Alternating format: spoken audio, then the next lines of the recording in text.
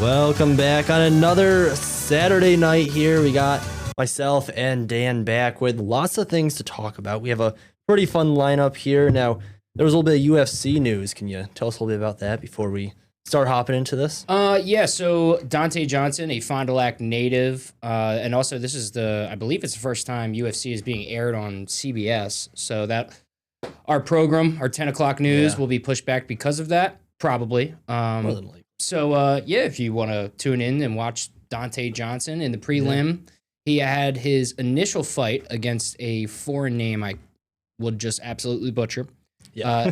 His first initial fight got canceled because it probably didn't make weight or whatever, but he's still on. He's still good to go. And I believe he's starting. I think he's right off the jump. He might be one of the first fights tonight. So tune into that. Make sure, but watch us first and then tune into that. Exactly. Now we'll jump right in here. We talked quite a bit about some of the new stuff that DC's been doing, whether it's Superman, Peacemaker. Have you seen this new DC's Lantern series? And I feel like Green Lantern just kind of needs justice. I mean, they haven't done it well in the past, and I like the way they portrayed it in Superman, but it's not going to be that cast. So HBO's taking another swing at this kind of detective drama here. Yeah, I saw the trailer for this series today was the first time I saw it. I think I'm going to be super interested in watching it. Obviously, it's probably going to be on what, Disney? No, it's on HBO. Oh, it's on HBO. Yeah. Oh, yeah, because it's DC. So all right. We'll see how it goes. This one's I think it's gonna take a route kind of like the Batman did, where it was kind of darker. Because this one's not like a whole space opera type of deal. It's more of just a grounded detective mystery type of deal where I think he's supposed to be a PI or something in this one. So bit of a different take towards Green Lantern, but interesting. Yeah. I mean, I'll give it a try no matter what. Because I feel like all of HBO's DC series have gone super well. Yeah. And obviously that is one of the most underrated actors. And who's that? Kyle Chandler? Yes, exactly him, because we don't even know his name off the top of our heads. Yep. So everything he's in, he just crushes for the most part. And he's like one of Affleck and Damon's boys too. Right. So, then this gentleman as well. He's Aaron Pierre. He had some Netflix movie. I can't remember the name of it. But it was pretty good. It wasn't talked about much. I think it was Stranger or something like that. Yeah. It was a weird one where he was on a bike and he was kind of trying to get away from the cops because they were trying to frame him for something in a small town. Right. It's pretty good, but he's a great actor. So I'm interested. You did say it's like more of a on the ground, boots on the ground detective mystery. I would have really loved a space opera though. Yeah, no. I mean, I really like Green Lantern as a character. They just can't seem to get it right, but hopefully this is kind of the route. I mean, we have the Superman version of the Green Lantern that's there. I really like the character. Hopefully we see that kind of develop with the Justice Gang, as they decide to call themselves. So that'll work out. Now, kind of another one that's popping up on people's radar is the new Mortal Kombat series that is starting to be discussed here. This is Mortal Kombat's been around a very long time. I played quite a few of these games growing up. I still haven't watched the first movie, though.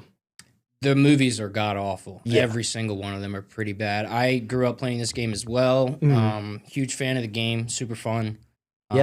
Super brutal and graphic. And they just don't really portray that at all in the movies. No. Like, they don't even really do, like, any of, like, the finishing execution moves that you would typically see when you play the game. And that, like, those are the best. It's the best part about playing that game is when you can actually kill your opponent like that. Exactly. And everybody pauses the game. They go to the controls where you can find all the combos to do it. Because that's how much everybody like enjoys seeing the brutality of it. But fatality. And it's like I said, all the movies kind of just miss every single one of them. So this one kind of, when the first one was supposed to be like a reset, I guess, where they decided to go out and assemble the team basically and get all the characters in line. And then the second one is a sequel to the 2021 reboot, and it continues the story of Earthrealm's fighters as the actual Mortal Kombat tournament finally begins. So, yeah, I mean, it'll be cool. Everyone loves Mortal Kombat. Circles around way more than one would think. So, yeah, I mean, I'm trying to look at the list here. Now they have the returning characters are Cole Young, Sonya Blade, Kano, Liu Kang, Jax, Sub-Zero, and Scorpion. Obviously, the most iconic two at the last two there. And then new characters will be Johnny Cage, Shao Kahn, I believe is how it's pronounced. Yeah, Shao Katana, Kahn. Jade, and then Quan Chi. There's no Raiden in here? It's Raiden not. has to be. No, Raiden is not confirmed. Who's your favorite? Who's your go-to character to play with? I was always Sub-Zero. Me too. I always played Sub-Zero, yeah. I really like Yep. Sub-Zero. Yeah, but that'll be a good one. And with that, we have a little bit of news. We were talking about HBO and then kind of Paramount, everything going on there. We have some new updates on what's going on with that because it went from Netflix then just to Paramount. It has been just an absolute roller coaster here talking about this. And I didn't think they were ever going to figure that out. But they finally kind of have some resolution. So the latest updates on that is HBO Max and Paramount Plus will be combined into one service. So not two streaming services anymore. You'll see everything in one app. And they will have 15 films per studio with 45-day theatrical windows for each film. The merged company will have approximately $79 billion in debt. So Paramount's putting out a lot of money lately. Yeah, but didn't they kind of already have this sort of spiel when Netflix supposedly got them and all this sort of same stuff? So is it still subject to change or what? Or is this? Yeah, I mean, it can still change. I mean, things have to be. I think Netflix is going to put. I think Netflix is going to put. Oh, they're going to counter. Yeah. Yeah, because they probably are thriving the most out of any of these industries or an industry. What would you even call it? Like streaming tycoons, I guess. Right. But I don't know. What would you rather? Because I don't even have Paramount Plus, so I would rather have it go to Netflix. Save me another subscription. Yeah, I mean, even though I do have Paramount Plus, I'd rather see it go to Netflix, honestly, because I think they've done better with some of their recent projects than Paramount Plus has. And Paramount Plus has just been absorbing a lot of stuff lately. So I like to see them kind of focus on what they've gained and then, maybe reassess in the future. I don't know. I think Netflix is just better equipped to handle it at this time. So I agree. Yeah. I mean, they've made big moves and we'll see how they counter this because this is not said and done. So there's still some movement for things to move around here. But we'll go to a quick break here. And when we come back, we're going to talk a little bit of Game of Thrones stuff. And then we're going to go to discussing one of the shows that turns out a lot of people at this station are very involved in is The Pit. And then we have some more things to end off the show. We'll be right back.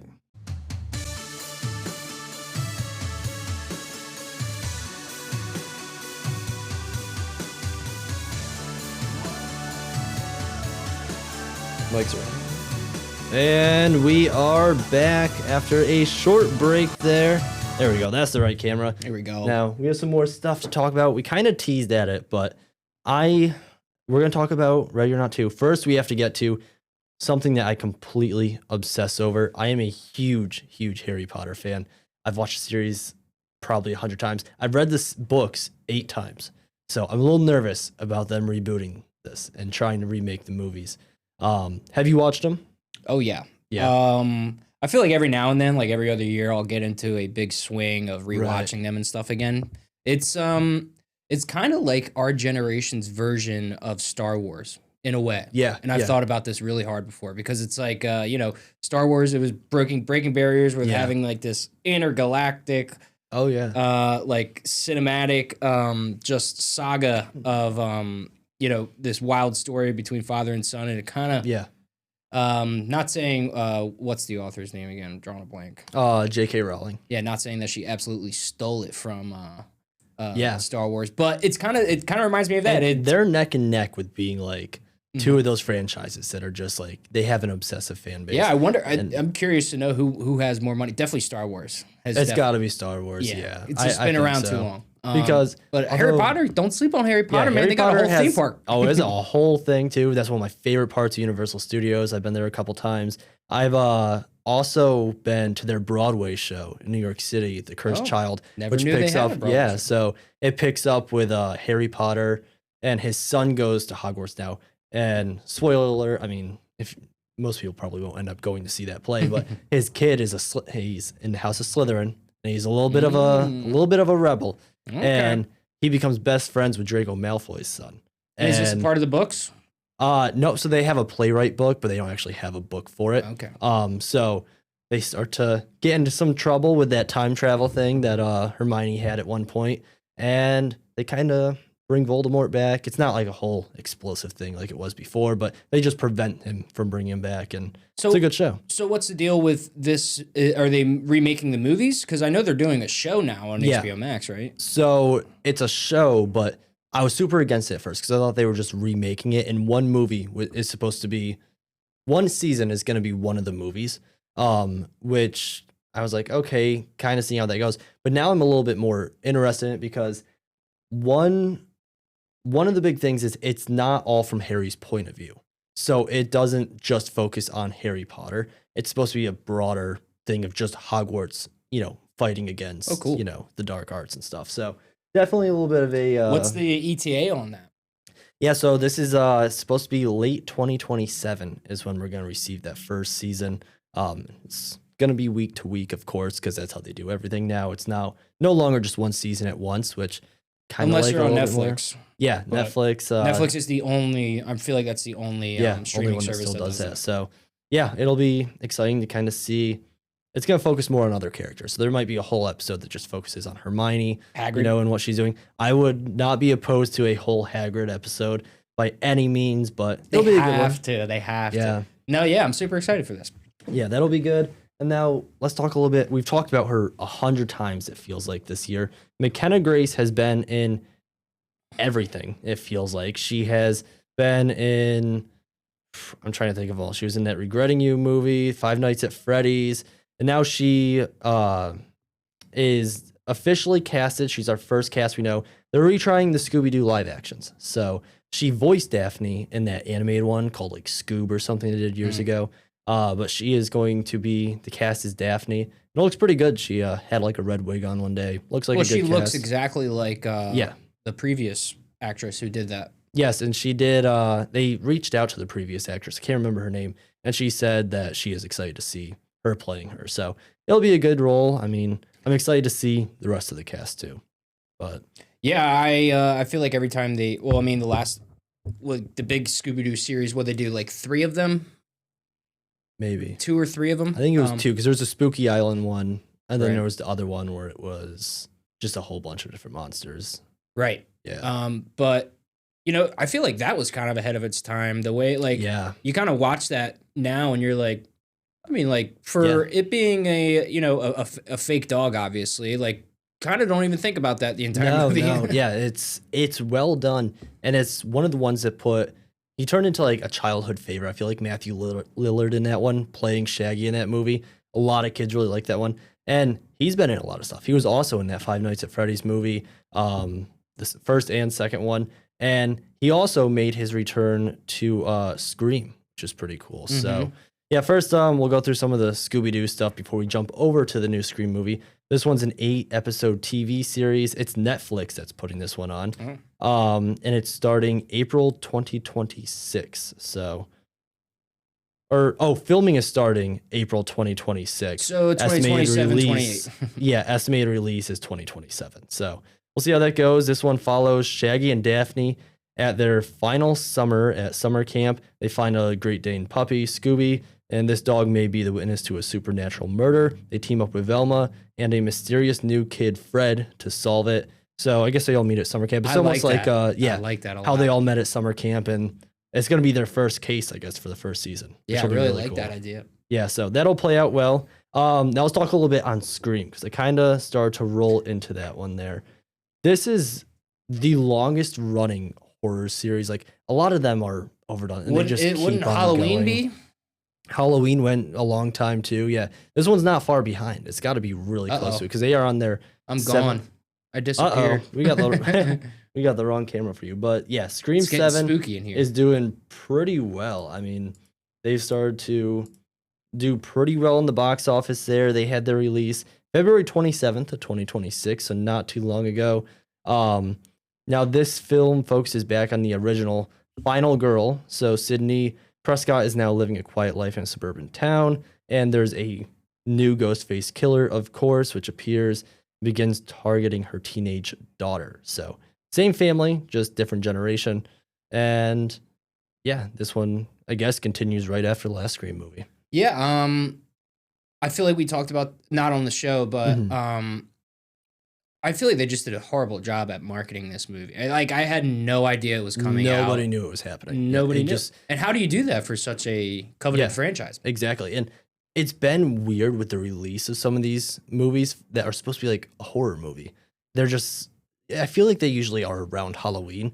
We didn't see a whole ton of them around Halloween this year. We had that Conjuring movie, but it was in early August, so it was way before the mark there. I think Sinners came out around Halloween, but I don't think it was or exactly. I think it was early September. Yeah, it was a little bit early as well. Hey, you couldn't wait a month. Yeah, I feel like we need to like start doing some of these horror movies literally just a few days before Halloween. I agree. That'll work out well. So yeah, we only have about a minute left. We ran pretty quick through these today. Now, I guess our last topic is we'll just talk about the Ready or Not 2 movie. Did you see the first one? I can't remember. I mean, it sounds very familiar. Elijah Wood. Yeah, so this girl, and those pictures look small. Yeah, that's the guy who plays the SWAT guy.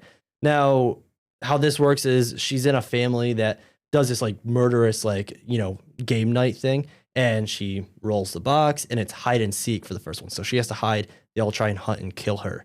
And yes. Yes, this has been 7 years since they filmed that one. Oh, wow. But I guess it's picking up like literally a week after. So yeah, no, that I remember watching that. Yeah, actually. Yeah, this is definitely an underrated one. Not a lot of people have seen it, but when you start discussing, they're like, oh, maybe I'll check that out. And then they usually end up liking it. So that'll be exciting to see. I like that one a lot.